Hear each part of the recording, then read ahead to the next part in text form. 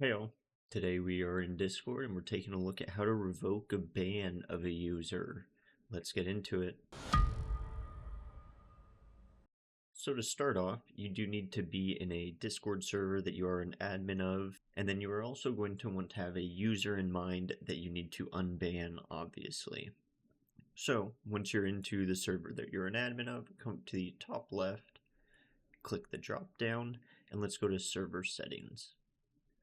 Once into server settings, we can come down to under moderation, go to bans, and there we have someone that is banned, and we want to go ahead and unban them. So if we select their name and it says ban reason, I don't know what they did.